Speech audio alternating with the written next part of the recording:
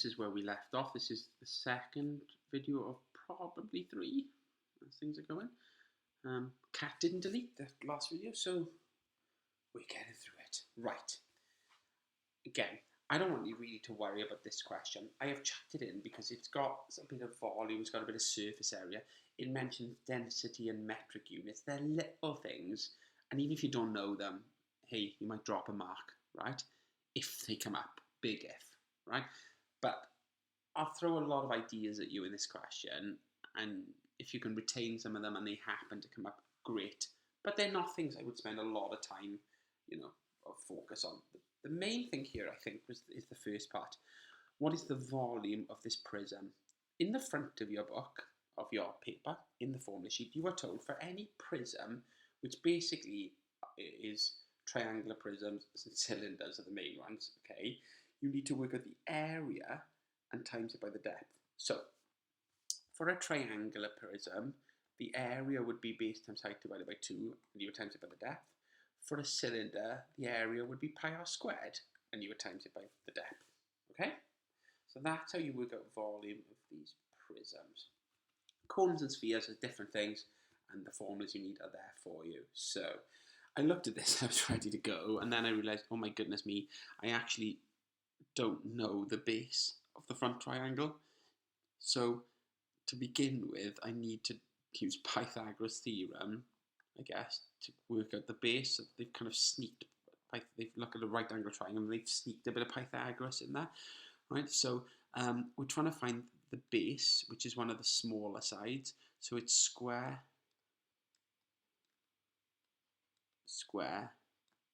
subtract, and then square root, okay? Square root your answer, and I got 28. All right, again, my work is a terrible level, so that's 28. So the volume of the prism is base 28 times height 21 divided by 2. That's the area of the front, okay? Times the depth. I was about to times by 2, and then I realised, like earlier in video 1, different units, 2 meters, and I've been working in centimeters, so 2 meters is 200 centimeters, so 1 meter is 100 centimeters. So I've times by 200 rather than by 2, so that my answer is in centimeters cubed. Okay? Circle of doom. So I'll just keep going and hope that it all comes back to life for me. All right, looks okay. Right. What I'm just going to throw at you. In a volume question, they may ask about density. Speed, distance, time has its own little triangle. So does density. It's DMV. Density, mass, volume. Okay. You have worked out the volume. Okay. In this question, they tell you the density and ask you to work out the mass. So the mass is the density, 1.6 grams per centimetre cubed, times the volume, which I worked out in the first question, and it came out as 94,080, and mass will be measured in grams. So yeah, okay. Then I've had a look at 2 conversions for you, okay, metric conversions. So centimetres cubed, there's probably a couple of things they could ask you to change that into. One of them is litres. Okay, so your first conversion is this. A centimetre cubed is the same as a milliliter. So 1,000 centimetres cubed is actually the same as a litre. So if you wanted to change centimetres cubed into litres, you need to divide your answer by 1,000. You don't need a calculator for this, but you've got a calculator. Please just use it in every question, right? So divided my answer by 1,000, so it's 58.8 litres. Divided that by 1,000, okay? If you're changing centimetres cubed into metres cubed, a lot of people divide by 100 because they say 100 centimetres is a metre, which is right, which is what I've written here. This is awful though, right? 1 metre is 100 centimetres. 1 metre squared is 100 times 100, which is 10,000 centimetres squared. And 1 metre cubed is 100 times 100 times 100 is actually 1,000,000 centimetres cubed. A metre cubed is the same as 1,000,000 centimetres cubed.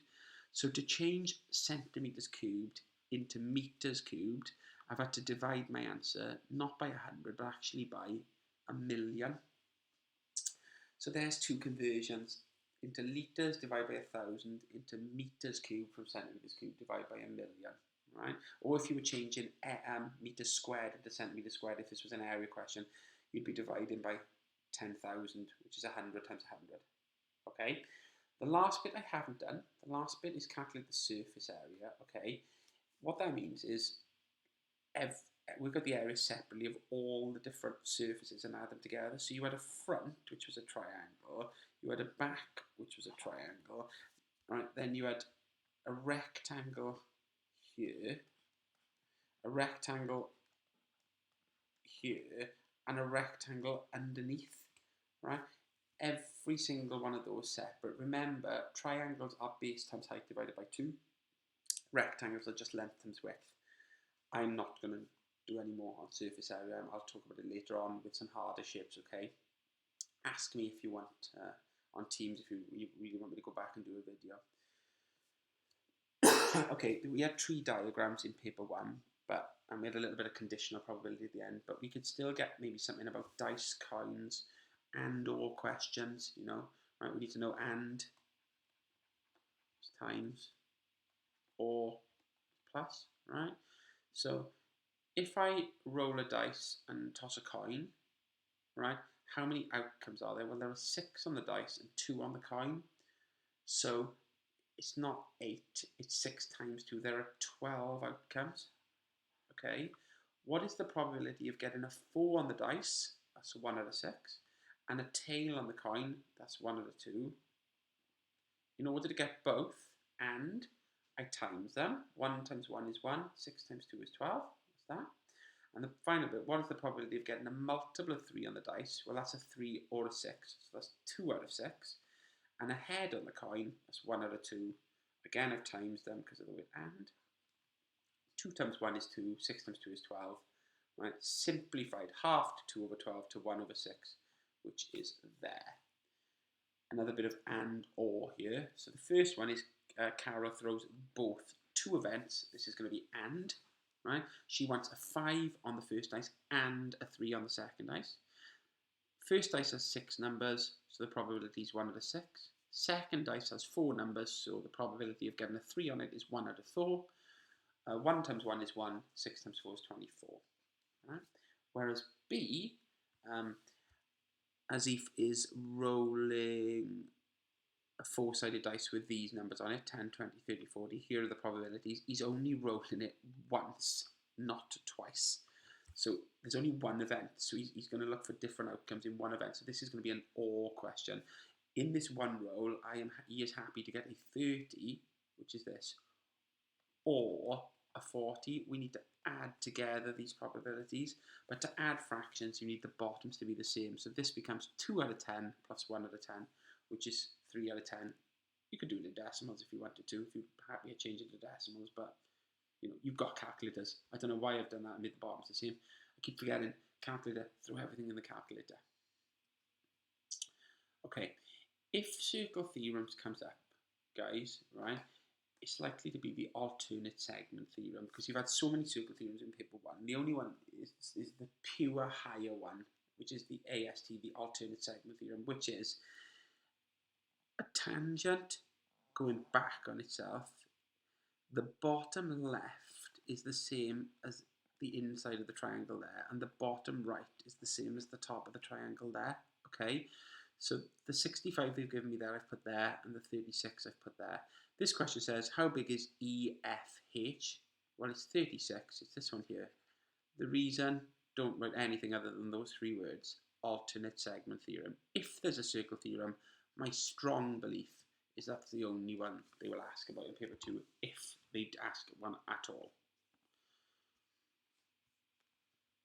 Okay. Similar area and volume.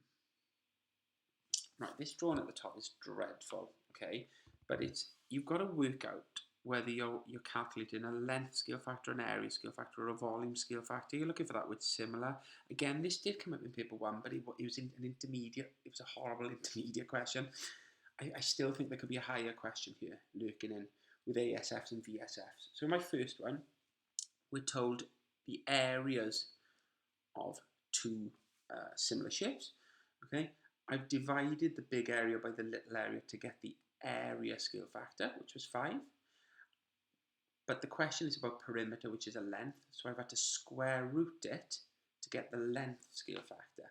Now, you see that I've put equals there, but then I've chosen not to actually work this out. If I work this out, I'm going to end up with a horrible decimal number, and by rounding that, I'm going to lose accuracy.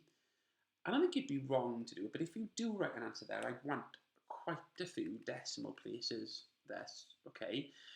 Possibly better to not work it out and then use that square root of 5 as your length scale factor.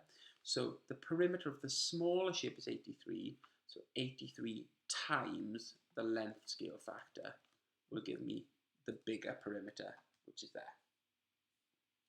Or in this one, these are volumes.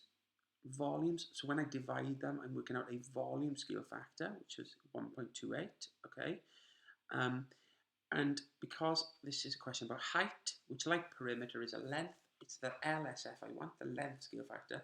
But instead of square rooting, I'm cube rooting the VSF, the volume scale factor.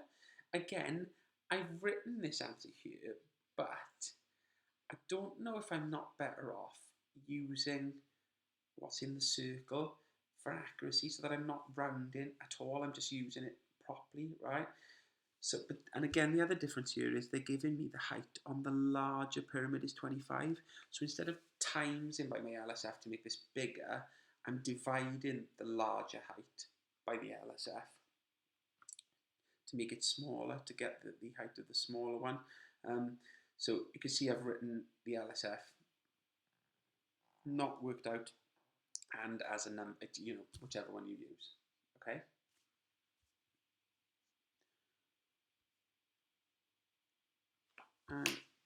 Yeah, we'll do this page, I think, and then we will stop. This is probably the worst of the pages for me, okay? So this one, guys, is surface area and volume again. Now, we did do surface area and volume earlier of at intermediate level. We did a prism, we did a triangular prism. So we were doing area times length or area times depth, right? We're now on to the nasty stuff, the spheres, the cones, that kind of stuff, right? The only thing about that that's not nasty about these is they're given to you, right? And we've got a calculator. So all we're actually doing, I guess, is writing the correct formula and dumping in the correct numbers and then working them out, okay? So this question says, calculate the surface area of the solid hemisphere, right?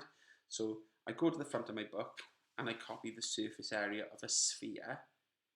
The radius of the sphere is 29, which I substitute in instead of the radius there. I stick it in my calculator and get this. But that's the formula for a full sphere. This is a hemisphere, it's half a sphere. So for the hemisphere, I divide my answer by 2 to get this. Where we've got to be super careful with surface area though is, particularly if you chop something in half like that, we've created, by chopping this in half, another surface on the top of the hemisphere, which is a circle, okay? So if I was wrapping this in wrapping paper, not only would I be wrapping the bowl bit, but I'd have to wrap the top as well. So that I've now created also a circle on top. Now the area of a circle is pi times the radius squared, which is what I'm working out here, which I then add on to the hemisphere surface area to get the full surface area of the whole shape. So that's a sphere. The other one that's in the front is a cone. Again, this is a question about surface area, but it could as well be about volume, because you've got those formulas. But this would like the surface area of this shape, and apologies that it is such a mess. I might have to rewrite things here, but this is my second attempt at this question. You can tell by my voice I'm getting more tired and annoyed that I'm now into my third hour of videos, okay? But the surface area of a cone, right, is pi RL. But if you look in the front, it actually calls it the curved surface area.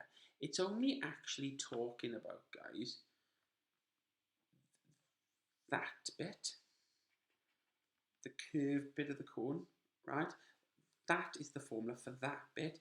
That, again, like the hemisphere above, that doesn't include the circle at the bottom of the party hat, of the cone, right? Um, However, in this case, because they've stuck the cone on top of a cylinder, you can't actually see the bottom anyway. It's hidden between the cone and that. So that is the only bit I actually need, is the curved, which is pi times the radius, which we're told is 11 there, times L, which is L is the slanted height if you look at the picture in the formula sheet, which again we're told. So all I do is dump in 11, right? And I work that out. And that's the curved surface area. Okay.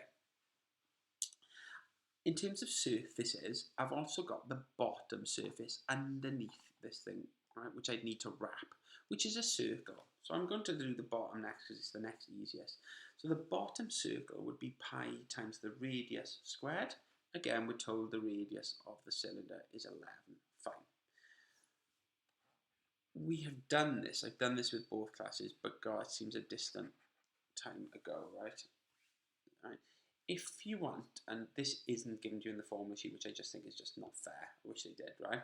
If you want the area of the curve of the cylinder, guys, if you unwrapped it, it would become a rectangle. Okay, I'm going to redraw this, even though I'm going to do this again. Okay, we are told that the height of the cylinder is 17, so the height of this rectangle is 17. The length of this rectangle is the same, and this is where this is drawn, as the circumference of this circle. If you unwound that circle, that circumference there would then become the length here.